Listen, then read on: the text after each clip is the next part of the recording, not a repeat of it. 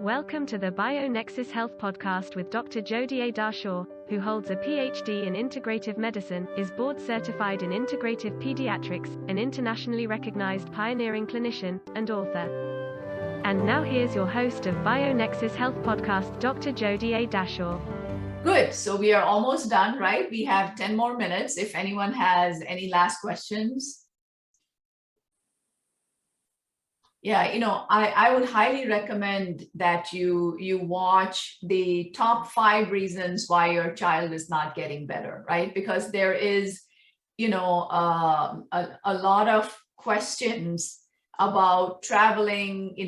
We need to try and maintain a normal life. Unfortunately, for a little while, that may not be possible. It is up to you. It's your choice how many triggers and how many exposures you are able to limit. And, if you ask me personally, like I said earlier, we didn't have a life.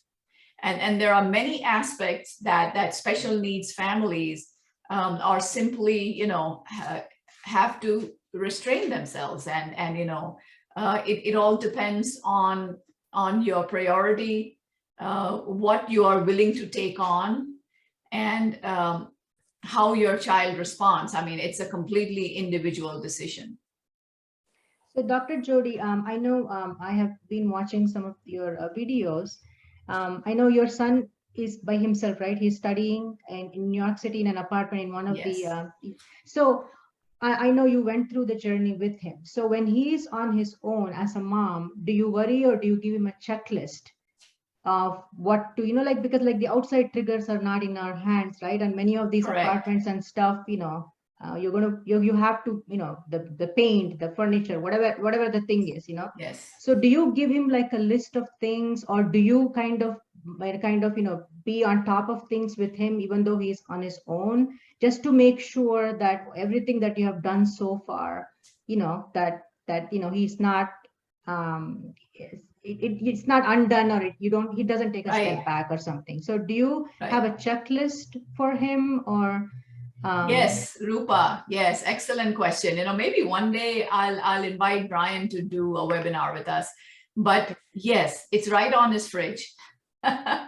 Okay. It's right, front and center, right on his fridge. And yep, he absolutely avoids any kind of external triggers, right? If he knows there might be any trigger that he's going to be exposed to, he knows what to do before and after. Say, for example, he is going to a different classroom. It's a lab where they haven't had a chance to put an air purifier for him, right? Okay. So he knows to just do his binder and nasal spray before, and then as soon as the lab is done, he does it again. So okay. He's protected. Or, if he goes to a friend's birthday party, he usually goes and looks at the restaurant before, on Long Island, New York City. It's very important to look up at the AC vents. Mm-hmm. And, 99 out of 100 times we have seen mold, mold around the vent. So he will not go. His friends understand that he has, we always just say severe allergies. Nobody understands the mold and the genetics. Right. We just say severe allergies. And that's why we have air purifiers in each classroom. His car was also properly taken care of. He has air purifier in the car as well. So yes, there it is, it's not a normal life, it's a new normal. And, so we're just happy that he's recovered, we're just happy to adjust. Yeah, and so he just takes an air purifier with him wherever he goes? Pretty much, yes. Okay. Yeah, I would be interested to know how he uses one in the car. Probably it's a battery operated one, I think. No, in the car, there is a really good air purifier for the car. It's called as IQ Air, STEM something. But, if you go on the IQ Air website, Okay. you see that, it is this big circular thing which can be plugged into the cigarette lighter of the car. So, Okay. I don't like any other products from that company, but for the car, I tried so many. Okay. Air Oasis used to have something for the car, which was wonderful, but they stopped making it because it gave out ozone, and some people did not respond well. So that was that. But then I Okay. found this one, and that works really well. I have one in my car. Don't forget, I have been through very severe issues myself. Okay.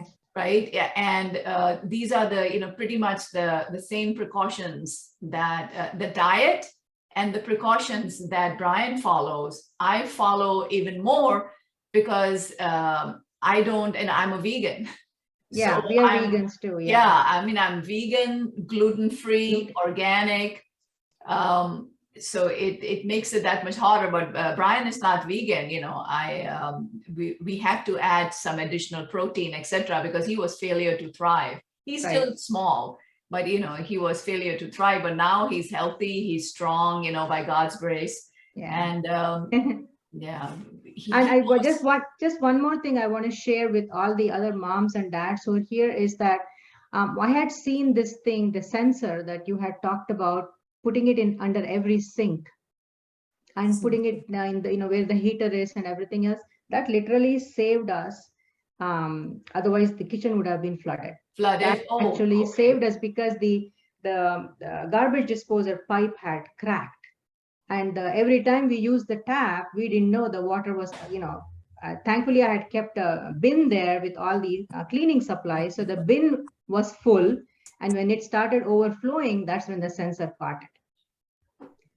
So that is, especially with mold freaks me out. And that I think every mom and dad should have that. That's really a lifesaver. So I just wanted to share that too. So, yes. Thank you.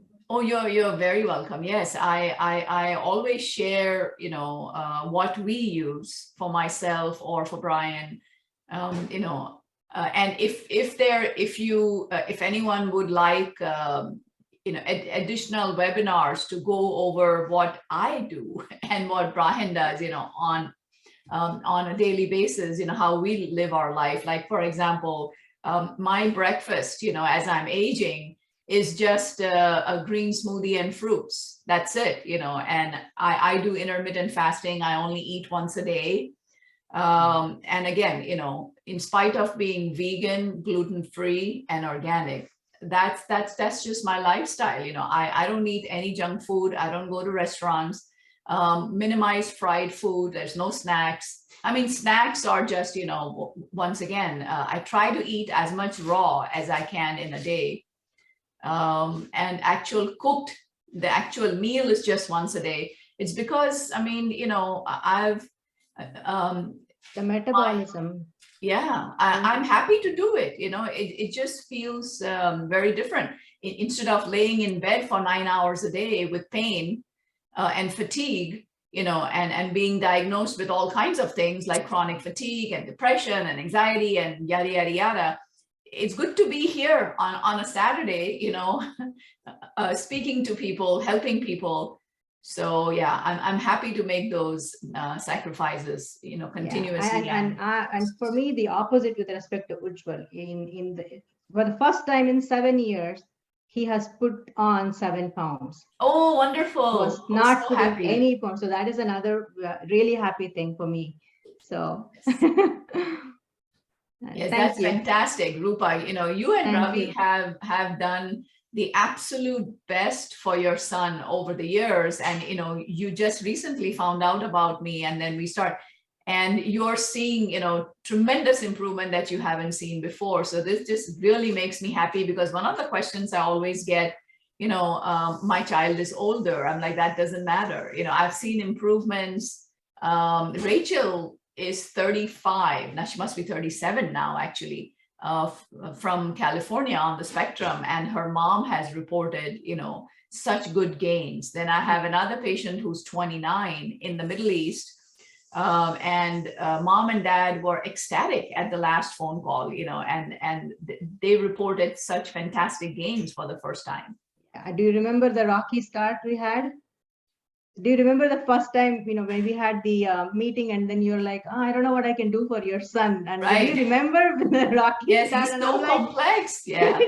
Yeah, but then I said, let's try, we have to try. And so here we are. So I'm thankful for that. So I just want to add one more thing, Dr. Dashore. One of the things, again, I'm going to share this with all moms and dads. One of the things when Rupa was telling you that we would love to tell you about Ujjwal next consult, I have opened a file, just a Word file, and every time me or Rupa observe something good, we write it, we put it in that file so that when you have the consult, we don't forget anything. Right. So I'm just sharing that with all moms and dads. Maybe you want to, when you observe something good, put it somewhere and keep it in handy for a consult so nothing is forgotten. Yes, excellent point. Yes, that's very important. It keeps things objective because, we have in our head, oh, it's autism. We are dealing with autism. But when you look at the labs, there are tremendous medical issues with many, many organs being involved. Organs and toxins and autoimmunity and brain toxins and immune compromise. It's mind-boggling. And, most people look at the labs during the lab review, and then they kind of put them aside. But no, you should always keep that in perspective that, we are not treating just autism or, pandas. We are trying to kill off or trying to detox a lot more that's going on under the surface. So yes, keeping a log is a great idea. Keeping notes and then making sure, because the entire protocol is customized. So the more information I get, the more fine tuning we can do. And of just course, have the other one good last thing is question. Ujjwal is on the full protocol for the past 4 months, so that's a good thing. Oh, he's on the full. Okay. Since about April or May. Awesome. Okay. Just one last question, Dr. Jodie.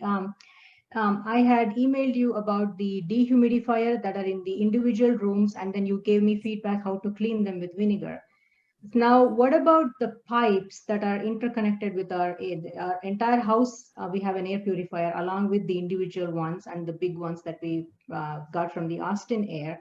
So within those, transparent see-through pipes, and also the one that is leading from the dehumidifier, the big one that is in the basement, to the sump pump, how do we clean the pipes that, inside, you have, you Okay, see understood. black stuff, and how do we clean that?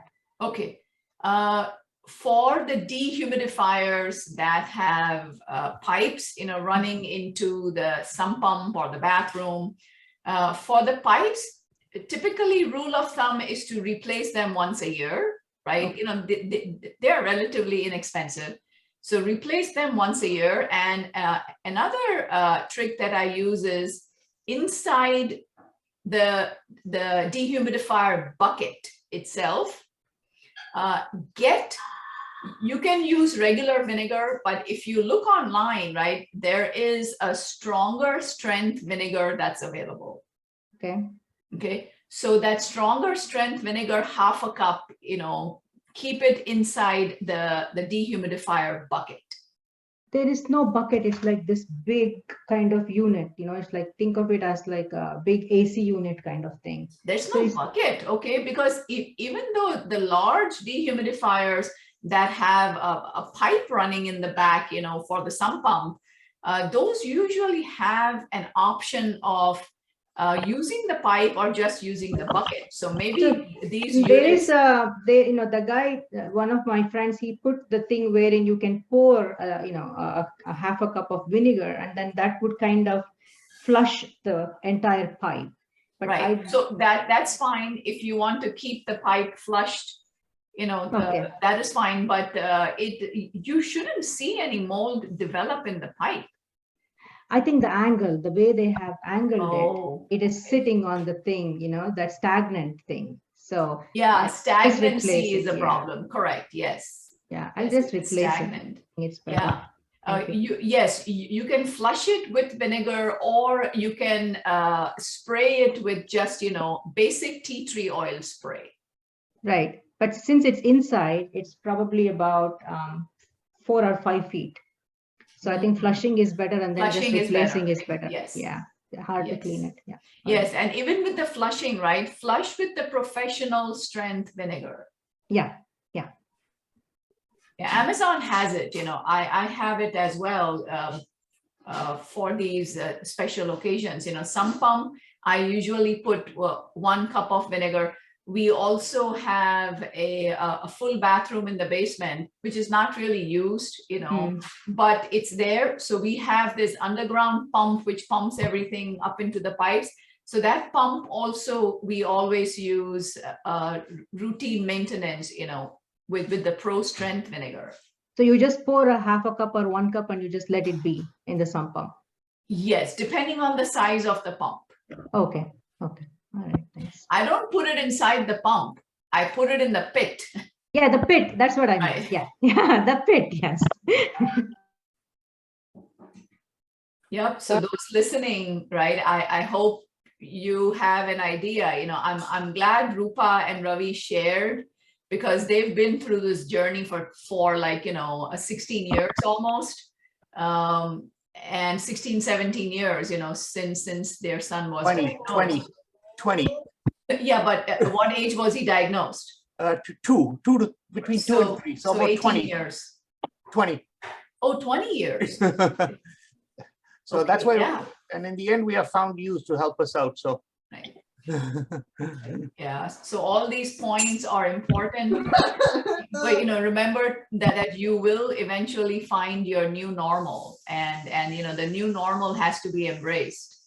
In fact, I'm waiting for that. Believe me, I'm really looking forward to that. And one more thing I found in the email is that this particular thing has been recorded. Will we be supplied with a link to the recording so I can hear it again? Yes, it will be released on YouTube.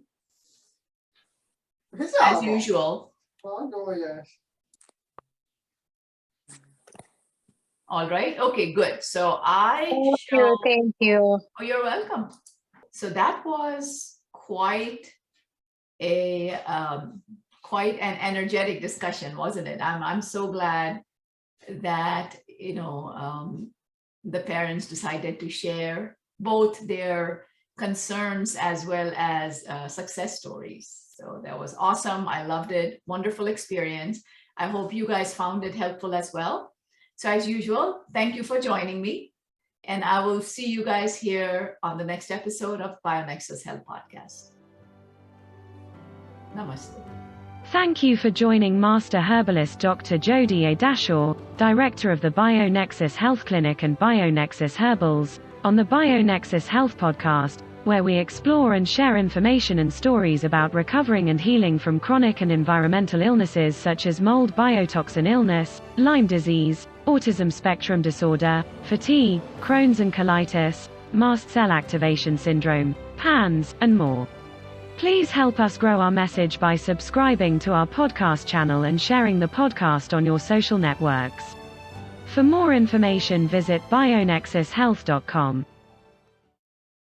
Information within this video, audio, or text, collectively known as the podcast, has not been reviewed by the FDA. Nothing within the podcast is intended as or should be construed as medical advice. Information is for general informational and educational purposes only. Consumers of the podcast should consult with their healthcare practitioners for medical recommendations. Seek the advice of a qualified healthcare provider. Do not disregard the advice of a healthcare provider based on any information from the podcast. The information within the podcast may contain information concerning dietary supplements or over-the-counter products that are not drugged. Our dietary supplement products are not intended for use as a means to cure, treat, prevent, diagnose, or mitigate any disease or other medical or abnormal condition.